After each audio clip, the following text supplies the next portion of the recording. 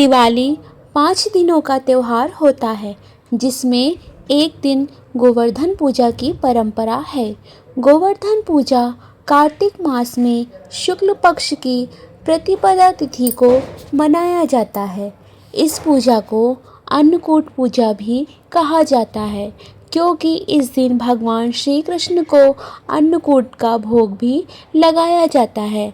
इस दिन लोग अपने आंगन में गाय के गोबर से गोवर्धन पर्वत और पशुधन की आकृति बनाते हैं और विधि विधान के साथ पूजा करते हैं। गोवर्धन पूजा विशेष तौर पर प्रकृति के प्रति कृतज्ञता व्यक्त करने के लिए ही मनाया जाता है।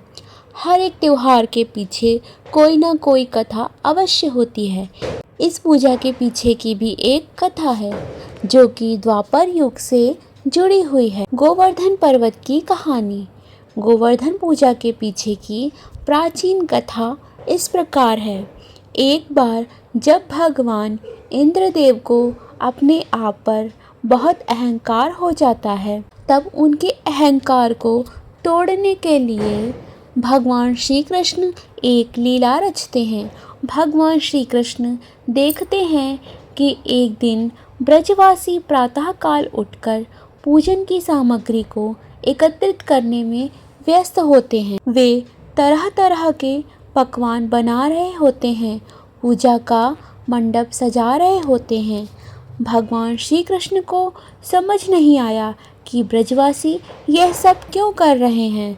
तब वे अपनी माँ यशोदा के पास आते हैं और पूछते हैं, मैया, आज सभी लोग किसके पूजन की तैयारी कर रहे हैं। माँ यशोदा बताती हैं कि पुत्र, हम सभी ब्रजवासी भगवान इंद्रदेव के पूजन की तैयारी कर रहे हैं। भगवान श्री कृष्ण पूछते हैं, आप सभी लोग उनकी पूजा क्यों कर रहे हैं।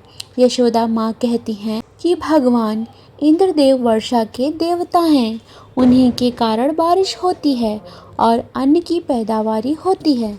अन्न की पैदावार अच्छी होने से हमारे गायों को भी चारा प्राप्त होता है। इस तरह इंद्रदेव के कारण ही हम सभी का जीवन अस्तित्व में है। तब भगवान श्री कृष्ण माँ यशोदा को समझाते हैं कि मैया, वर्षा करना तो इंद्रदेव का कर्तव्य है, पूजा तो हमें गोवर्धन पर्वत की करनी चाहिए क्योंकि गोवर्धन पर्वत पर ही साग सब्जियाँ फल फूल होते हैं, वहीं पर हमारी गाय चरती हैं। सब कुछ तो हमें गोवर्धन पर्वत से ही प्राप्त होता है। भगवान श्री कृष्ण यह बात हर एक ब्रजवासी को समझाते हैं, जिसके बाद सभी ब्रजवासी इंद्रदेव के बजाय गोवर्धन पर्वत की पूजा करने के लिए सभी सामग्री इकट्ठा करने लगते हैं।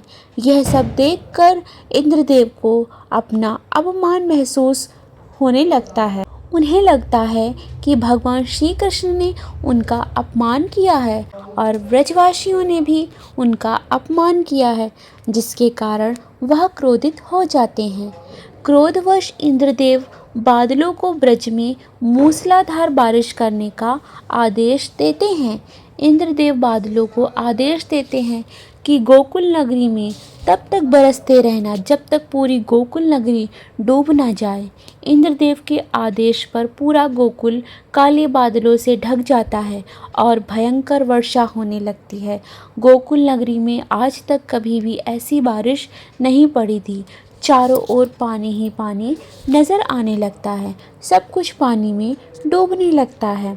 तब गोकुलवासी घबराकर भगवान श्री कृष्ण के पास पहुंचते हैं और कहते हैं कि हमने तुम्हारे कहने पर ही गोवर्धन पर्वत की पूजा करना शुरू किया। देखो, इंद्रदेव हमसे क्रोधित हो उठे हैं और इतनी मूसलाधार बारिश हो रही है। इस मूसलाधार बारिश में हम और हमारे पशु कैसे जीवित रहेंगे। तब भगवान श्री कृष्ण सभी ब्रजवासियों को लेकर गोवर्धन पर्वत की ओर बढ़ते हैं। सभी ब्रजवासी भगवान श्री कृष्ण के पीछे पीछे गोवर्धन पर्वत तक पहुंचते हैं। तब भगवान श्री कृष्ण अपनी कनिष्ठ उंगली से पूरे गोवर्धन पर्वत को उठा लेते हैं और सभी ब्रजवासी गोवर्धन पर्वत के नीचे आश्रय प्राप्त करते हैं। इस तरीके से जब तक बारिश रुक नहीं गई तब तक भगवान श्री कृष्ण अपनी छोटी उंगली पर ही पूरे गोवर्धन पर्वत को उठाकर रखे रहे। यह सब देख भगवान इंद्रदेव का घमंड चूर चूर हो गया। भगवान श्री कृष्ण की यह लीला देखकर सभी ब्रजवासी को समझ में आ गया था कि भगवान श्री कृष्ण एक सामान्य मनुष्य नहीं है, वे स्वयं भगवान विष्णु के अवतार हैं। भगवान इंद्रदेव को भी अपनी गलती का एहसास हो गया, जिसके बाद वे अंत में भगवान श्री कृष्ण से क्षमा याचना मांगते हैं। इस प्रकार इसी घटना के बाद से गोवर्धन पूजा की परंपरा आरंभ हुई। दोस्तों, आपको अगर यह जानकारी पसंद आई हो तो वीडियो को लाइक कर दें।